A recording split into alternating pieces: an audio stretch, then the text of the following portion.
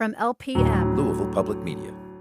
Support for LPM podcasts comes from the Eye Care Institute and Butchertown Clinical Trials, where they strive for diversity, equity, and inclusion within their staff, patients, and clinical trial participants. To learn more, visit butchertown.clinic. Hi, this is Kelly in the membership department here at Louisville Public Media. Before we get started with today's episode, I want to take a moment to tell you how this podcast got started. It's part of our podcast incubator, which helps fill the missing spaces in our community and tell stories no one else is telling. The LPM Podcast Incubator finds talented storytellers and gives them the tools to make a show successful. But we can only do it with your support. Donations from listeners like you provide the majority of funding needed to produce every single episode of this podcast. So please, chip in $20 or $30, whatever amount you can, to help us fund this show and whatever comes next. Visit lpm.org to give now, and while you're there, check out all the podcasts available from Louisville Public Media. Thanks. Hey, Dan, have you called your mom yet today? No, but she's left me 4 voicemails, so let's see if we can get through this episode before she calls again. Welcome to Where Y'all Really From. I'm Charlene Buckles. I'm Nima Kulkarni. And I'm Dan Wu, and today, you guessed it, we're talking about parents, our relationships with them, and how parent-child relationships are unique in AAPI families. And we got the whole team together. This episode, you'll also hear from our co-creator, May Suramek.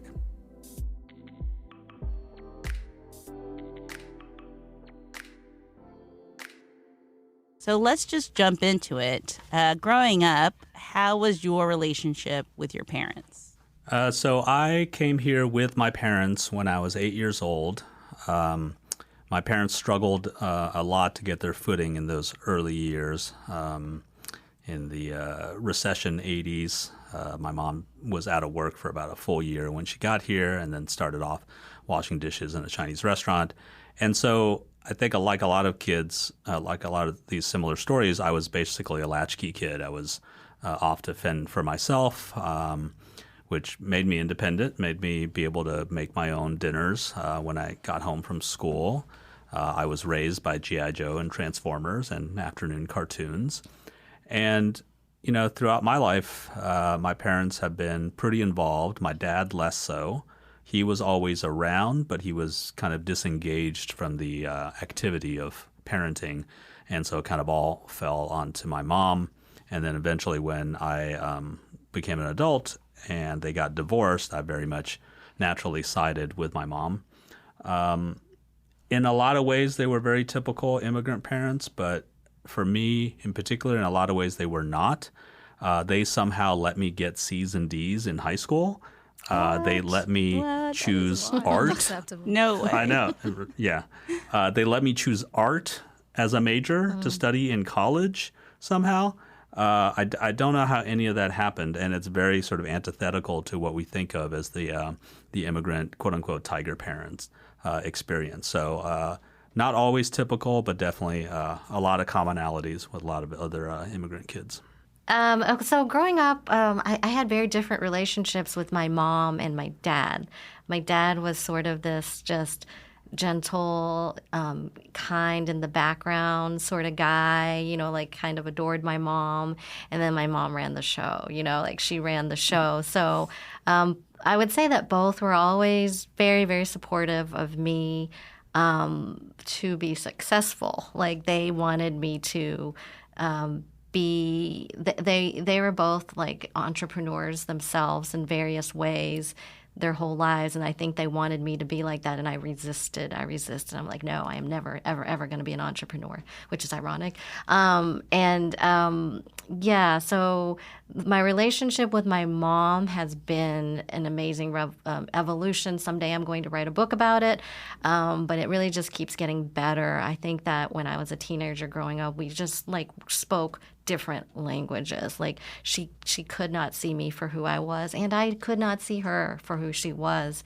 And there was a lot of conflict all the way up until late adulthood, to be honest with you, that we've worked through, where we've both gotten to a point where we just stopped and like peeled back the layers of just cultural expectations on both sides, and really try to talk to each other as human beings and see each other as human beings. I always think about immigrant parents who, they come to this Western world because they want to embrace this lifestyle and all the benefits of this lifestyle and all the opportunities, but they want their kids to stay exactly the same. This is how I felt. I'm like, you can't bring your family and have kids here and expect us not to embrace these wonderful values and lifestyles and opportunities that drew you here. I mean, so I think that conflict is just always, that's why it's there. I think that's fascinating how similar, of course, a lot of our stories and our relationships are going to be.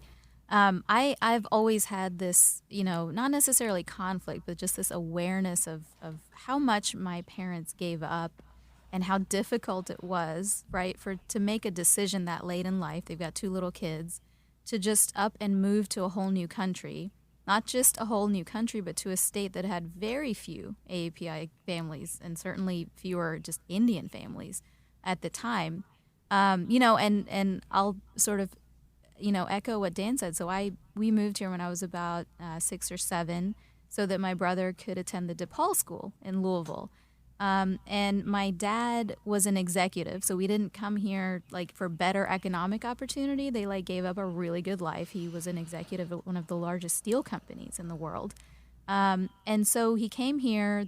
Both my parents have degrees. They both speak English, couldn't find a job. So I guess they used savings or borrowed money and got a small grocery store, a corner store at Swan and Oak, if you're familiar with Germantown in Louisville. And, where my dad was back there slicing deli meat for people, my mom's stocking shelves. And, this is nothing that they're used to. And so I saw all of that, right? I saw them go from this sort of really nice life to a different one. I mean, I didn't necessarily equate one better than the other. I was super excited, about the whole thing because I was young enough. It was a big adventure. I didn't have any worries necessarily.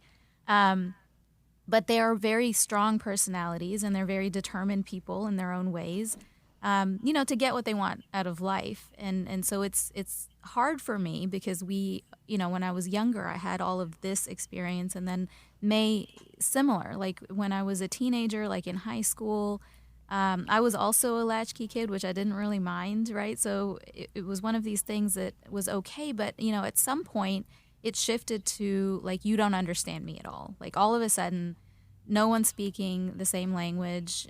You don't know what I need. I don't know why you're, having issues with me staying out or whatever it might be. And it's not like I was doing anything too crazy, but it was just so out of the norm from their upbringing, right? And so they didn't necessarily know what to do. And there was just this whole period of sort of very strained, and tense relationships with both of them. But it's something that, of course, I'm just now, right, in my old age, in my middle age, just recognizing and going back to sort of the admiration part of it and realizing how difficult it must have been and how scared they must have been, even though I never saw it, and what a brat I was and, how I need to be better. Meanwhile, I also want my own life. And so there's just the idea of boundaries being blurred because you're yes, you're such amazing people, but also you can't take over my life as well. You've had your life. This is my life, and I'm going to make mistakes, and you're just going to have to be okay with it. But it's better. I think it's better because I've had some years of perspective to really go back and revisit our own story and look at it a little bit more objectively so I understand kind of where they were coming from to begin with and why they must have been scared for me because I also wasn't a doctor or an engineer. I went into law, which is not necessarily the most respectable profession in India. Public service, I mean, I just told them I was running for office and it was me and my mom and my dad out knocking doors. Reagan he has a truck. We just took his truck, poor guy. But he, it was just all of us, mainly, so I wouldn't get kidnapped was somehow a recurring theme while I was door knocking. So somebody had to always go with me.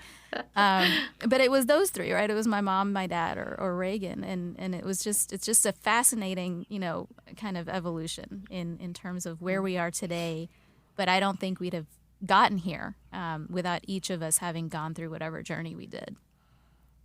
what you all have been saying has just resonated so much with me. What I always tell people when you get asked that like icebreaker question, tell us like a 6-word story, your 6-word story or bio or something. And mine is always my immigrant mom's pride and disappointment, because it is just always goes. And like when I told her about this podcast, I was like, we're doing this podcast is with Louisville Public Media, and like we're doing all this, things. And she was like, oh, can I watch that on TV? And I'm like, no, it's a podcast. You listen to it on the radio or like wherever you stream your podcast, on your phone. And she was like, that's cool. So you're not gonna be on TV. And I was like, no, it's a podcast, but it's cool because Louisville Public Media picked it up. And she was like, okay, well, tell me if you're on TV, and it was just like, oh, that's cool. But like, there's also this layer of disappointment, which I think is like, I don't know, it might be my mom, but I feel like the more I talk to like API people, they're like, oh yeah, that is totally like a trait that they have. But like growing up, we had a very contentious relationship, very similar to what y'all have been saying. Particularly who was like this, she was like an accountant, she was a CPA in the Philippines, and when she came here, she couldn't get a job. And my parents at the time who were married, they had a very, very explosive relationship, ended up getting divorced, and, was with my mom more. And I think there were just so many tensions there, unresolved tensions, and I was also what do you all call it? Latchkey kid who I was like, I had to go home and cook the rice and like make the beds by myself at 7 or 8 years old, and had all this independence because we were really relying on each other, which is something I didn't process until later down in my adult life and in therapy. And then in middle school, high school, it was like, well, now I'm going to like tell you what you need to do, what kind of like person you need to be, and like what kind of, and it was like very controlling because for a very long time I was independent and responsible, and now you want to quote unquote mold me into this person. I mean, I can't even tell you the disappointment she had when I was like, I'm gonna be a teacher, and she was like, but not a lawyer anymore. Why aren't you gonna be a lawyer? And then when I told her, I was like, well, I got this job at the ACLU, and she was like, but you're not a lawyer. So, and it was like this, but that's cool too. You know what I mean? So it's just this constant theme in my life, but it wasn't until I was much older and really until I was a parent of my own when I realized like she had to deal with a lot coming here. She had to sacrifice a lot. She had to, to be then away from her family in the Philippines, and then her sister that lives in California to be in Kentucky by herself, raising this kid in a state and in an area that she had no idea how to where to rely on when she had a very strong community network in California in the Philippines. Took a lot of courage and a lot of bravery. But I am curious with you all, what did you all argue the most about growing up with your parents? Is there something that you all were always arguing about? For me growing up, what was interesting is, I think especially in the teenage years, every teenager thinks they invented every feeling and every idea and, are constantly pushing back against the parents. How that manifested in my life was that everything negative or anything they didn't like that I was doing, my mom was like, this is America's influence. You're being too American. So, I shoplifted as a kid. That apparently is an American trait.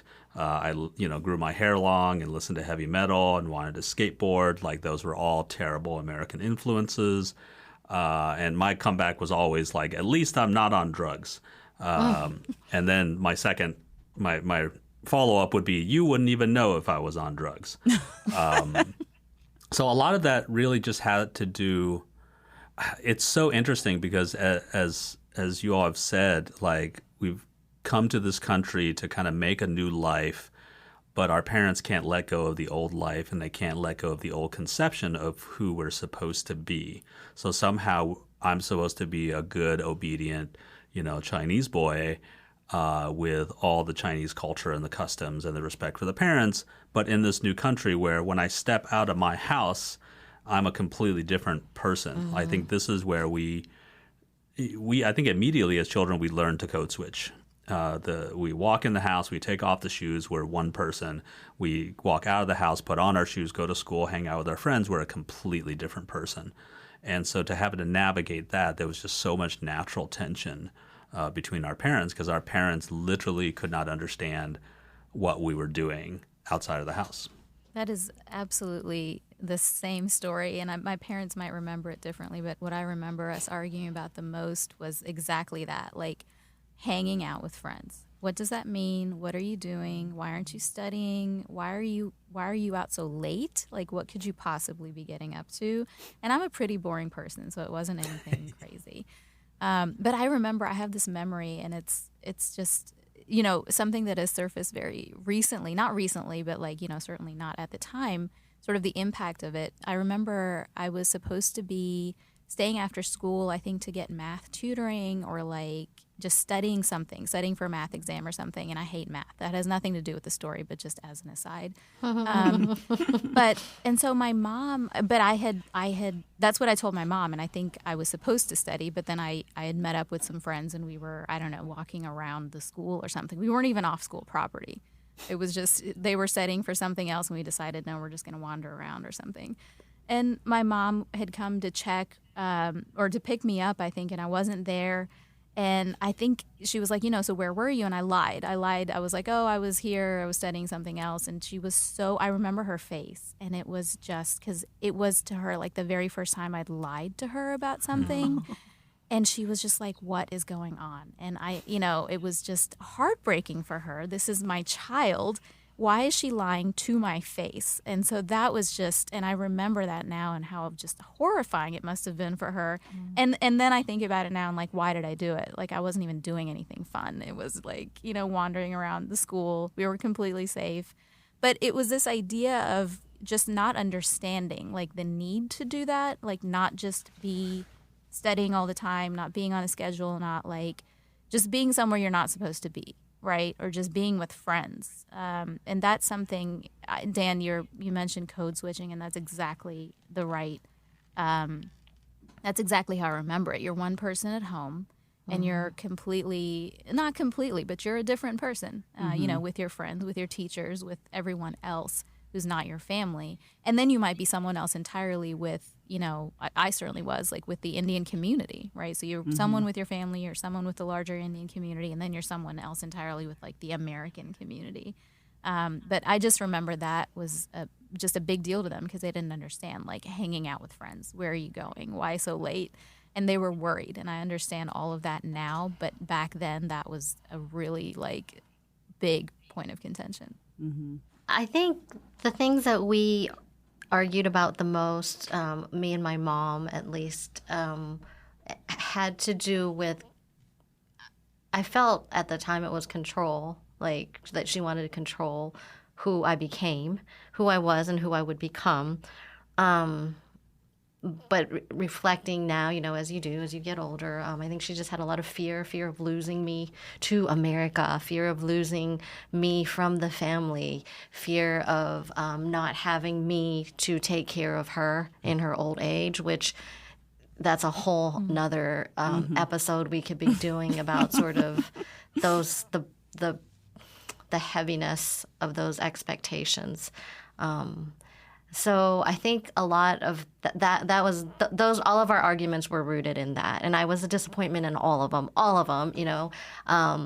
Or at the time, that's what it seemed like. Now I think my mom is very grateful for the type of daughter that I have become. The fact that we share a household, but at the time it was just constant. I wasn't gonna be that person. I wanted to live my own life. I wanted freedom. I was an only child. I wanted space. I wanted privacy. You don't get those things. And those were all of our fights. Yeah. Very similarly. And I think this kind of like captures a lot of this too. And what my mom and I, when we have arguments, it's all rooted when she used to tell me when I was younger, like, you're being so selfish. Yeah. And that independence and that very like self-centered, like I'm going to be the maker of my own destiny is just very, for her, like we all have said, is very quote unquote American. Like that's a very American mindset because for many of our parents, particularly my mom, it was all about the family and the community and like what you added value into that community. And so for her, for me to have done all these sports growing up and trying to find my rides and all that stuff, but I wasn't home making rice in the rice cooker or like taking care of my little brother, and like that was very different. Or that I like went to Lexington instead of staying at Northern Kentucky to go to college. Like that is a very different concept than what she grew up having. But even now, I mean, like when we talk about like maybe the fact that you mentioned like taking care of your parents when they get older, like that is a very, like she understands that to be what that is, and I understand that very differently. And so we're trying to figure that out in this like transition in our relationship, because typically, like I grew up with my grandparents living with us in our like 1,000 foot square house, you know, with like my grandparents and then my mom and my uncle and my brother. And so it is very, for her, it's very selfish that we live in the house that we live in now, which is not that large. I mean, it's you know, we live in this Cape Cod type house that has 3 bedrooms, one for, you know, me and my spouse, and then one for each kid. And she thinks that's a very selfish concept. Like, why don't your kids just share a room and I take the third one?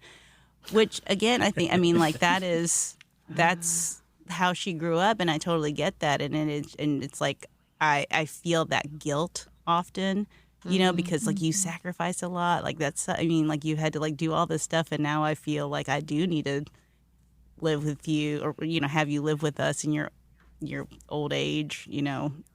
So it's been hard. Like that's been a really hard balance, I think. And we've touched on this a little bit of like how your all's relationship has evolved. But I do wonder, like, are there still traditions that y'all have that your parents are like insist on having now, or even like growing up, you know, like that you're always going to have to do X, Y, and Z because that connects us to the homeland? A big part of it for me that I struggle with in all of this stuff is language. That's so much of like the connectivity between the generations, and that's part of what I feel like fading every day. What we do try to keep a hold of is holidays and food traditions for sure. And beyond just even specific foods, just I think handing down that love language of food, that has certainly become one of my love languages as well. If I make a meal for you, that's my way of showing affection and showing that I care about you. And that's, to me, one of the greatest gifts that my mom has given me. But, you know, like even in terms of, you know, we didn't grow up religious. We celebrated just your typical cultural and national holidays, and even those have kind of slowly fallen away, where the decorations and the other traditions and the rituals have fallen away, and all that's left is food. And then even with food, you know, certain holidays have specific foods that come with them, but even that is very loosey-goosey anymore. Now it's just like, oh, it's Chinese New Year. It's a good excuse to go out to eat. And we may not even necessarily go to a Chinese restaurant, although we usually do. So it's kind of, you know, been pared down to its minimal essence of just kind of being together and having an excuse to celebrate. Yeah, I don't know if we have kept a lot of traditions very similar to Dan. It does revolve a lot around food. Yeah, food is our love language as well. One thing that I don't know if it's like a tradition that's passed on, but something that I've noticed that really just makes my heart happy is I have a teenager now. And for some reason, my mom has always been like scared of the American teenager because they're so disrespectful and they go out and they party and, you know, like so scared of, and, you know, that's what it's portrayed on television a lot, right? Mm-hmm. Teenagers are bullies. So like she was always worried about her relationship with Jack when he became became a teenager. And I don't know if this is a tradition passed down, but this is what Jack has seen since he was born. He is so respectful of her. Like, oh, is Yai is the Thai word for grandmother. Is Yai home? I'm going to go help bring her groceries in. And he's not a very thoughtful kid generally, but with her, like, it's super, super special. And like that, I feel like that has been part of our culture that has been passed down to him. Like, he just knows to respect his elders. Like, this woman has value. She's not just this old lady cooking up a storm every day in her back apartment. Like, he respects her. So that's cool. I like to watch that.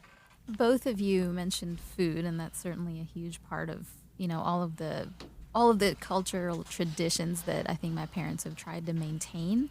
My grandmother, who is no longer with us, was a very spiritual person. She was one of these people that just, if she was in the room, you just kind of felt calm around her.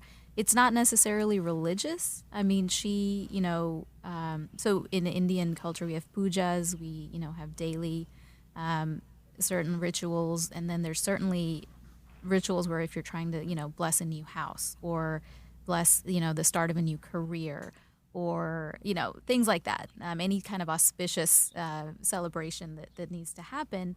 And I think that is something my dad certainly has tried to maintain. I don't remember all of the words to all of the pujas anymore, but I know that it was important for him to have us as kids maintain that relationship with our grandparents. We'd make like weekly phone calls home, back when it wasn't, it was expensive and it was like not really easy to do like international phone calls, but weekly, every week. And I still am able to speak Marathi. I can't read or write it, but I'm able to speak it pretty functionally because of that, just because we would talk to them on a regular basis in our native language. And I think that's something that they're trying even today to make sure that we continue. So any major, sort of holiday or anything new or, happy or exciting that's happened, we will try to come together, have, a little puja, but mainly eat. And so I think those are some traditions I know that are important to them. And it's not necessarily the religious or spiritual aspect of it for me, but I know how important it is for my parents that we do come together at those times as a family.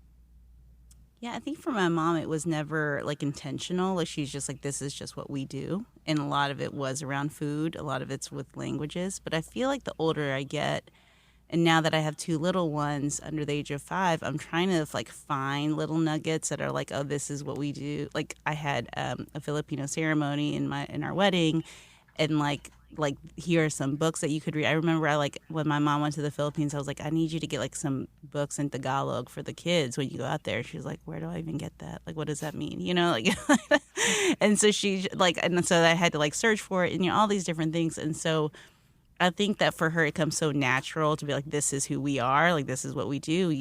You have respect for your elders and you cook food and like all of these different things. And now I'm actively trying to find ways to incorporate my Filipino culture in the way that I raise my kids. And so that actually brings me to kind of my next question for those of us who are parents. Like, how was your childhood? How did your childhood inform your parenting style now? Are you doing it differently, the same, kind of a mesh? For me, I've got a 17-year-old teenager and a 17-year-old stepdaughter as well. I knew when I became a father because my dad was just not very involved in my life and just didn't really know what was going on. And if you asked him what grade I was in, he would probably have to take a beat to think about it. If you asked him what my interests were, he'd have zero idea. So I knew when I became a parent, I wanted to be as involved as the mother in every aspect of parenting. What's been interesting as my daughter Sophia gets older is I've been sort of finding or yo-yoing back and forth between what is kind of typically the American parenting style, quote unquote, which is more, a lot of affirmation, I'm proud of you, trying to build up their self-esteem, you kind of want to be their friend a little bit. Versus the stereotypical Asian one, which is not a lot of praise, a lot of critique, a lot of pressure, definitely not going to be your friend. All about academic achievement and success and things like that. So it's been an interesting balance, kind of teetering back and forth between those two poles and trying to find what that middle thing is. I don't want to be friends with my daughter. Like, we have a great relationship, but I'm not her best friend. She is not my best friend. That's not how that works. I am her parent. My job is to parent her and to guide her along and to bring her up. And so in some ways, it's a bit of a, not even a rebellion, but kind of a reaction to the way I was parented. I try not to micromanage her the way my mom micromanages me, even to this day as an adult. It's just kind of reflecting on how I grew up and how I valued some of my freedoms and how I might have wanted guidance when I didn't get it, or wanted freedom when I had too much pressure on me, and kind of thinking those things through and being just much more deeply involved, I think, in my child's life and knowing what they're like and who their friends are and that sort of stuff, but not being able to, not to be sucked completely into their drama like I'm one of their friends either. So it's an interesting balance, and it really is a day-to-day process. I always find myself, my kids are like very little. I try to, like what you were saying, I want to be loving and affirm you and all these things and really guide you. But then also I'm like, Filipinos do this thing called mano po, which is to give respect to your elders. And so you put your hand, you put their hand on your forehead. And so like even where, I try to like affirm my children, like, oh, it's okay. Like you could choose to do this or just try it. But then like when it comes to like mano po, I'm like, go mano, go ask for mano. Like, I mean, like, it's just like, you have to do it, And so it's just like this like back and forth. May, what about you? I think that both Adam and I, we didn't have Jack until we were both 35. And it's very different. Our parents had us when they were in their early 20s and just starting out and struggling. So we raised Jack very differently than either of us were raised. I mean, we're just really intentional. We prioritize him in a very obvious way, and we. Yeah, but we are privileged to do that, to be honest with you. Like, I don't, my parents didn't have that. They were just working 2 or 3 jobs, trying to make ends meet, and I was a latchkey kid, all of the things. Language, they had language barriers, cultural barriers, all the things. So, I thought when my kid was younger that I was trying really hard to infuse Thai culture into his, daily growing up, but I don't know if I've succeeded at that. I just gave you a really wonderful example about how he respects his elders. So maybe in some ways I have, but he doesn't speak the language. He barely understands it. He doesn't. I was just telling Dan before we started this that he doesn't even like rice, and I'm like, what an abomination! But I think that'll change. He doesn't hate it, but it's not life like it is for us. Like it's just a side or something. I'm like, rice is not a side, whatever. So. I think that's all I have to say about that. Does your mom think you failed as a parent just on the rice issue? Yes, the rice, the language, all of it, yes. Yeah, the language and the food, that's big. Yes. That's always a big part of it. Yes. So up next, we're actually going to hear from Nima and her dad, how their relationship has evolved. We're going to take a quick break, and when we come back, Charlene will sit down with Nima and her dad. This is Where Are Y'all Really From?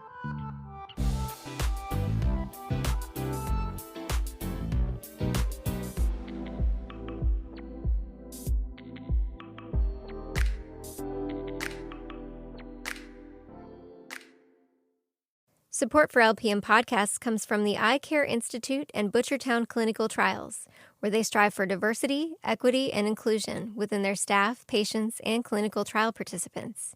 To learn more, visit butchertown.clinic. Your mornings are busy, and finding the time to stay up to date on what's happening in Louisville and southern Indiana isn't easy. I'm Bill Burton. Join me to stay informed on your terms each weekday with the LPM Daily News Briefing, the news you need to start your day. From Louisville Public Media. See you in the morning.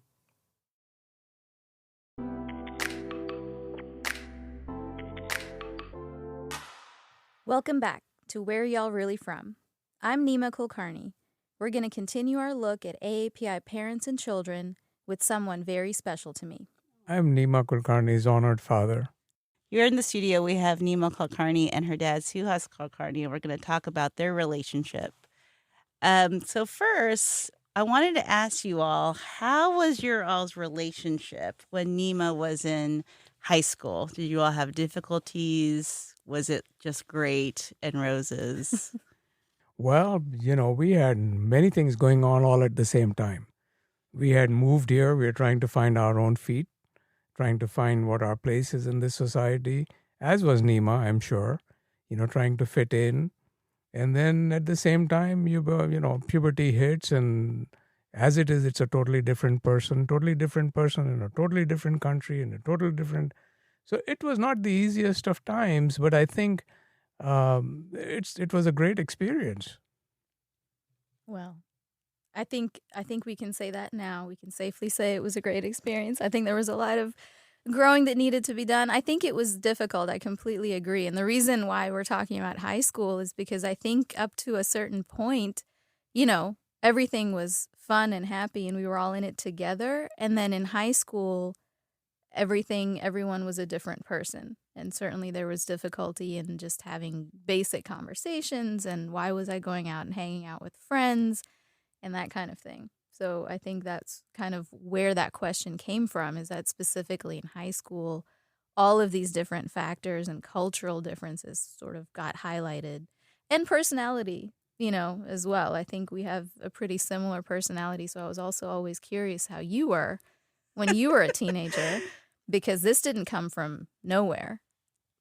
Your face when she said that you all have similar personalities. Why the face? I don't know. I was always told I am the saint. She was not. I have never heard that one time. Actually, it's the reverse. My brother was the saint and I was the troublemaker. Yeah. I knew it. To some extent, Nima is right, that we have similar personalities. I did want to explore many things. And, as you are in, the adolescence, everyone naturally explores. And I think for us, it was a double whammy. Everybody was exploring in an unknown environment. So that's what caused most of the angst, if I may. Yeah, Nima told us that you all were worried when she says, I'm going to go hang out with friends. And she was like, I think they were thinking, what does that mean, hanging out? So what did you think that meant? Didn't know. We had no idea. We didn't know what these friends are, So for us, again, coming from, so to speak, protected environments, our friends were children of parents that we all interacted with. So we knew exactly what schools, exactly what they did. It was, so I don't know if you all know, a lot of marriages in India are arranged marriages. One of the reasons for these marriages to be successful is because they select people who are, of the same ilk, of the same culture. So the moving parts are much less. So in the same way, when we are looking for, when you say hang out with friends, who are these friends? What does hang out mean? Where is you hanging out? What the heck are you going to do when you hang out? All those questions come up and we didn't know. I mean, our hanging out in India would be quite different. Not that we did not do that, but it was quite different. So we had no idea. So it was the unknown more than anything else. It was not, we didn't know. Obviously, one thing you can't say is that I trust my adolescent daughter. You cannot say that. So if you can't trust your adolescent daughter in the best of circumstances, in a situation where it's a complete unknown environment, and here's the adolescent daughter saying, I'm going to hang out with my friend, I mean, that takes a lot of doing, You have to think about it quite a bit. When did that change for you all? Like, when did that relationship, that trust was built? Like, in which moment, or maybe not even moment, like what point in your life where you're like, I trust my daughter? Maybe. Well, hold on. I wanted to see what your dad would say first, because I know exactly what you're going to say. I don't think it has stopped. That's what I was going to say. Exactly what she was going to say. I was going to say maybe today, but I don't even think that's true. It's hard, I mean, so you overcome, the adolescent thing, you overcome the newness into the country thing, but then you can never stop being a parent. And you obviously want the absolute best for your children, whether they like it or not. You still want to have the absolute best for your children. And, I think experience is 2010, 2020 foresight for us. They don't think so. But, experiences, we've seen it happen in different places and different things. You can see, or you can try to forecast, and then position your child in that environment and say, this is what I think will happen if you do this. But they may or may not accept it. So I don't think it stops. I don't think it'll ever stop. Good to know. Well, well, now that you say, looking back in the decisions that you've made to have us here in the studio, how do you feel about the decision to move here in Louisville, Kentucky now, with everything said and done? I don't know if you know, we moved to Louisville, Kentucky only because of the DePaul school for our son. No other reason. I had opportunities even in those days to go and live in New York City. I had a guaranteed job and everything else. And we did not, but we came here because of the DePaul school. Having done that,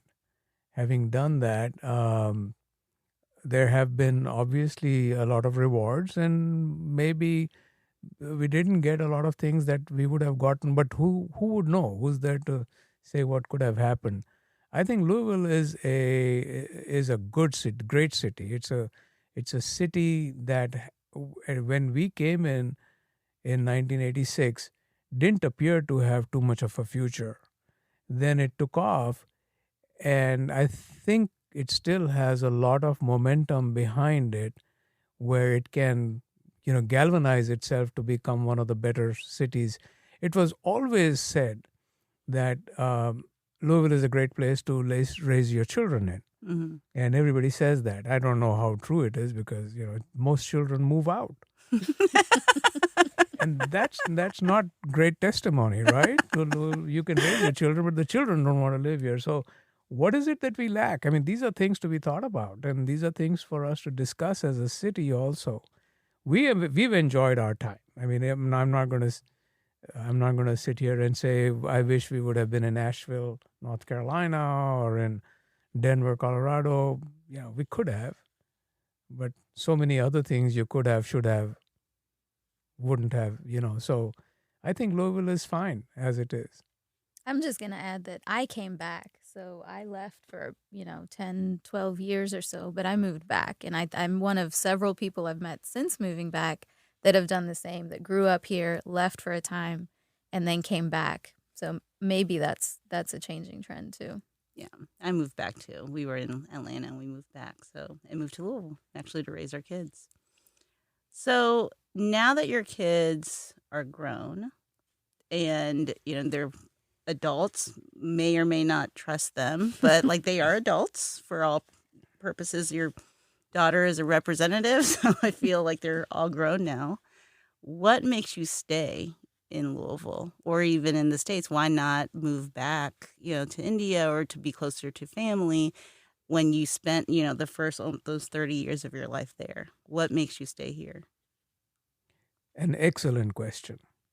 And we have oftentimes thought about not staying here. In fact, in 2015, we bought a house in Florida and we furnished it. It was a beautiful place. And we felt we should move out there. But then my wife had her nonprofit she was working on. Nima was here, our son was here. And I was the only one commuting back and forth, 15-hour drive. And go stay there for a couple of weeks and come. And the house, every time you go in there, you renew your friendships and come back. It takes time to build up relationships. And we did not do that. In hindsight now, I don't think I would have enjoyed that lifestyle in Florida either. There's always this attraction, let's move somewhere else. Let's try somewhere else. And I'm reminded of a friend of mine who says, well, all you have to do is to get a membership in Marriott hotels, go stay there for a week, and test it out. Why do you want to actually move anywhere? And I thought that was a very wise statement. And we might end up trying to do that, experience, experiment, but you don't really have to move back. I think for us at this point, Louisville is home. Going back to India, I don't think is a viable proposition. My parents are gone. We don't have much family there. And although I have a lot of friends and we're very familiar with the lifestyle, the India that we left is not the India that is today. I'm not knocking it in any shape or form. I'm just saying that, it might take a little getting acclimated to, which I don't know that it's worth it. But it'll be a wonderful trip. We could take a year-long trip, go visit all of our friends and different people and things like that. But I think we'd still want to come back here. Would you ever want to go visit again back home in India? Yeah. I mean, I've never really gotten to experience India as a tourist. So I've only ever visited when my grandparents were alive. We'd visit them. We'd visit maybe my uncle in New Delhi.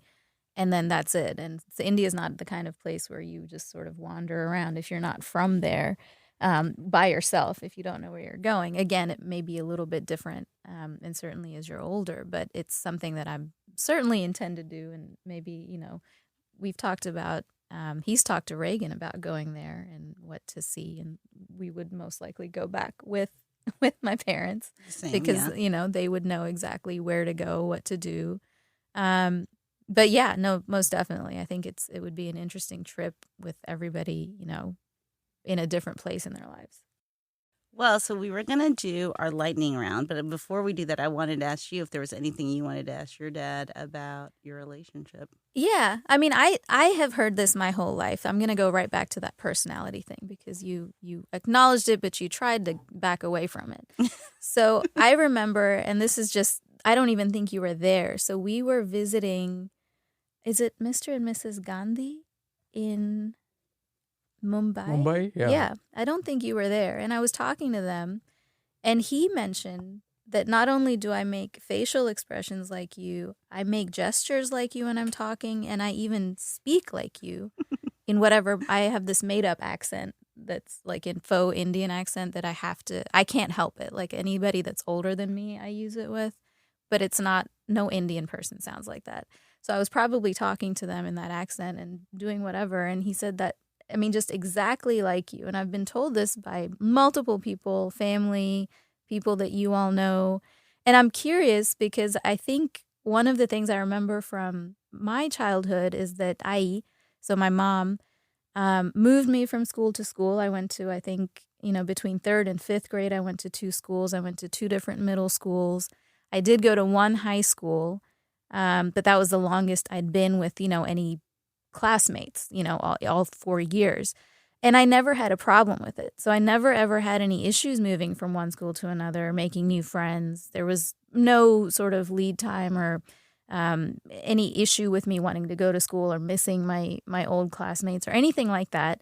I always remember it as, as something pleasant, something new. And I'm just curious because I feel like that kind of personality is similar. And it probably made it a little bit easier maybe to just up and move to a whole new country. I know that's a big leap, but I'm curious as to what you think it is about your personality and maybe mine that would allow that decision, to be implemented. So a lot of people might think to move to the U.S., but you did it with 2 little kids in tow.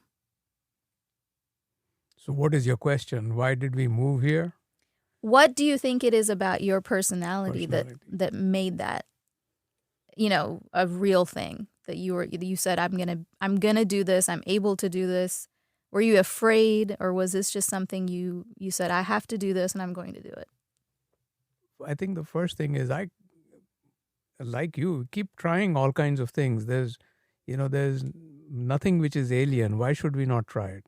What's there to lose, right? That kind of thing. So, and I think I like that about my personality, and I like that about other people's personality who have that, because there's so much to be done on Earth. While you're alive, there's no dearth. And if there's something which is holding you back, I mean, shame on you. Get rid of that, whatever's holding you back. Just go out and do things. And so I did that when I was in India. I did all kinds of things I had. And the other thing was, maybe because of that, or maybe just because of good luck, I had success almost all the time. So has Nima. She's only tasted success. And I'm not saying that it is all because of one's ability. It's also, I think it's the ability to recognize an opportunity and move on it with the full understanding that you may or may not make it. Just do it. Take the Nike slogan, move on. So I think the thing was that I had tried so many things in India, and I was 30, right? Well, we moved here when I was 36. So, and two small kids and one wife and 6 suitcases. And we did move, and maybe it was, I would, at this point in time, I would say it was bravado more than anything else. Oh, I can do it. And then all of a sudden, the hard truth hits you when you're on the pavement, but then you pick yourself up and move on. I don't see anything lacking. We've only learned from it. And I don't know that we have suffered. There's no end of opportunity to sit in the corner and say, woe is me. All the time. You could do that. It's your choice, whether you want to sit in the corner or get up there in the front on the stage and go about it. So I think, having come here, we had so many unknowns, so many things. On the one hand, it was extraordinarily scary. And on the, because of the 2 small kids and, unknown, we had to put food on the table. It was very scary. But by the same token, it was a learning experience. It was a growing experience. I didn't know it at that time. Like I said, I'm probably foolish and bravado was on the forefront. But at the same time, one learns. And I think I was just being myself. I didn't put on anything. And as far as Nima is concerned, she had the same thing. I think she tried all kinds of things, try this, try that. And should. I don't see why you should stop. Try it until try different things, try new things, try scary things. Why not? I wouldn't say that when she was an adolescent. I didn't hear any of this growing up. But now you can, because you could almost be trusted as an adult. I'm getting there. Well, you mentioned that you moved here when you were 36 with 2 young kids. So how do you feel about, traditions, like either staying around and like bringing that on with your kids, but then also some of them being lost, like for example language, which is something that I could deal with like with my small children now, of like those things could be lost because of where we are and all those things. Like how do you feel about those traditions as a parent, and what could stay and what can be eventually lost because we're not really in our homeland and surrounded by that culture and tradition and language? So my take on this is that traditions, no matter what traditions there have been put in place to instill a sense of safety. It's all about safety. You have traditions, you do the same things, you do follow the same culture and so on and so forth, because there's strength in certainty, there's strength in numbers of people who do that. And then pretty soon it becomes a lifestyle. Pretty soon it becomes what we may call a culture or a tradition. And there's nothing wrong in it. But I almost think it is like inbreeding. At some point in time, it's going to have bad repercussions. And the bad repercussions are when you take those cultures or traditions to be so strong and staunch that you're inflexible, and that causes problems. I think America, and there are other countries like this also, and many more in Europe these days with, different cultures moving in. America has this fantastic opportunity to create a different culture. It need not be the imposed American cultures, including the drawl, which I never acquired. So it need not be that, but is it possible for us to take the best of all the cultures of different countries and build up our own strength? Now, if it can't be done in a country with 330 million people, in small minuscule areas, you could do that. And that's what we wanted to do in Louisville. And I think Louisville is a perfect size. You could experience different cultures. You can showcase different cultures, take the best of different things, even learn languages if you can. So as far as we are concerned, and I have to say this, it has also come from my parents, who were extremely traditional Indian people, extremely meaning, I mean, to the extreme. But my brother came here, he married a Caucasian lady, and they took it in their stride. We moved here, and, obviously there was that concern, what will happen, and so on and so forth. But then they were okay with it. And it's not that they gave up anything that they really believed in or their traditions or their cultures. But if we did something which was slightly different, it was okay. They were not that, rigid, and they were very flexible, in fact. And I think that was something I enjoyed, and that's what we made available to these kids. We are here. So we are just a safety net. We are, kind of holding the net together, but it's for you. You use it as a trampoline, or you use it as anything else you want. You enjoy. What about you, Nima? Do you feel like you missed out on some of that, or like even with the language or food or even some of those values?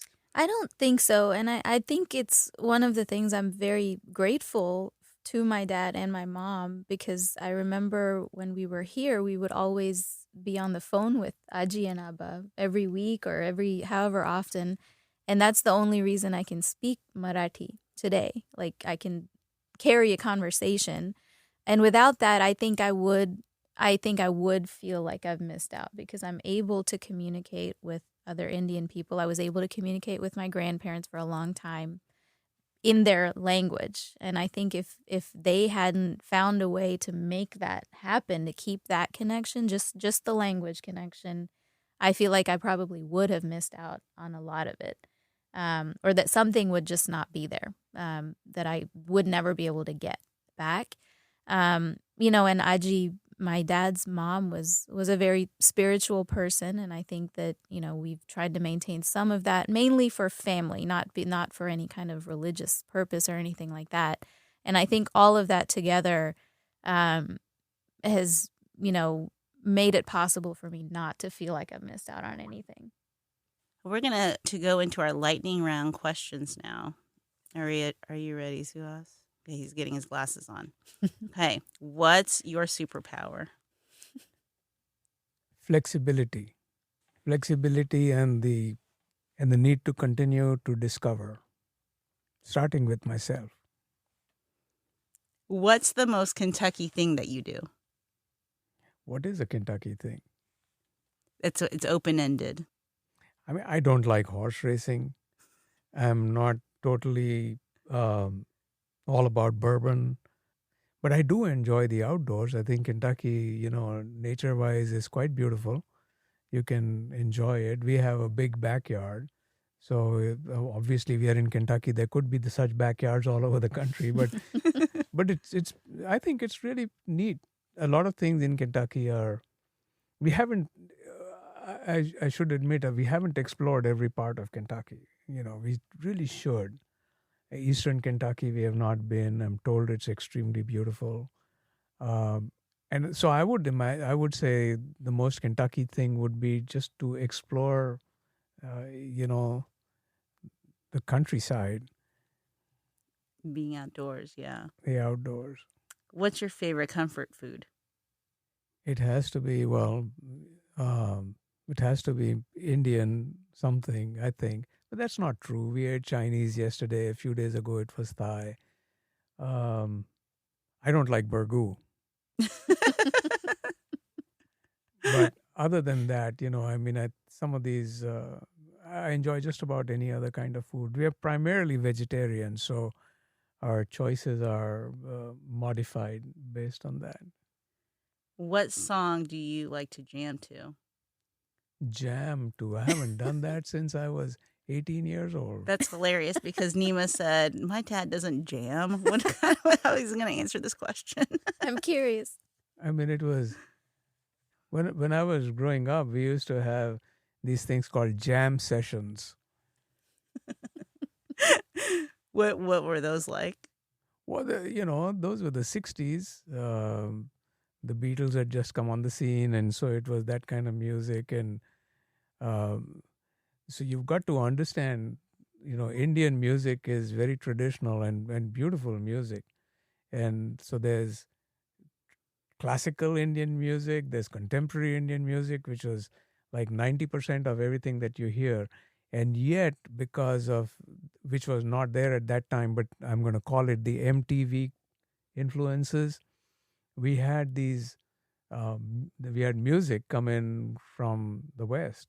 So the Beatles and the Beach Boys and things of that nature. And, some of my classmates, they started to learn the guitar and they would sing, and which is very alien. I mean, so you can think about, 6 or 7 genres of really powerful music which exist, and then you have this droplet of Western music, and all kids adopt it. They want to. Oh, the Beatles, Hard Day's Night is playing. Let's go see it. That kind of stuff. You probably don't know what I'm talking about, but that's what it was. You take our bicycles and go, and then somebody would play the music, and then there was the twist. In those days, there was the twist. Oh, the twist. That was the jam session. You don't know anything about it. No, I know about the twist. Yeah. I would love to see you do the twist, you and Nima. But I will say that I know through pictures that he was a very stylish person, and I've heard that he had very, on-point shirts and collars and bell-bottoms and all of it. Very, very on point with the latest trend. If at all I had a conflict with my parents was we never got, shirts and pants which are ready-made. They had to be tailored. Everything had to be tailored. And so to the tailor, we had to give instructions. And my biggest conflict with my parents, with my father more than anybody else, was when I wanted to make bell bottoms. Or in the mid 60s, the rage was drain pipes. Have you heard of that? That's what's fashionable today. The thin, really thin, slim look. They're called drain pipes. They look like drain pipes. They're so thin. Then, without any cuffs and so on and so forth. But, my father didn't want that. You got to be, this is how you wear stuff. Well, thank you so much for being here today. I really enjoyed having you all and talking about your relationship, and also just seeing the dynamic between you all, like the mannerisms and general feel. It reminds me also of my relationship with my parents. Well, thank you so much for being here. You're very welcome. Do you think at all that there's some similarity? Are we related, you think? Yes, absolutely. Your mannerisms and the way that you talk with your hands, yes. Really? Yes. I've learned a lot. That's it for today's episode of Where Y'all Really From? I'm Dan Wu, and I gotta go call my mom. See you next time. Where Y'all Really From is created and produced by Dan Wu, Charlene Buckles, May Suramek, and me, Nima Kulkarni. Our executive producer is Laura Ellis. Our associate producer is Alex Biscardi. Kojin Tashiro wrote our theme song, and Leanne Gann created our logo. Where Y'all Really From is part of the Louisville Public Media Podcast Incubator, with support from the Eye Care Institute's Butchertown Clinical Trials. Our Lexington interviews are recorded at Radio Lex with engineering and assistance by Mark Royce. For more information and to keep in touch, visit whereyallreallyfrom.org.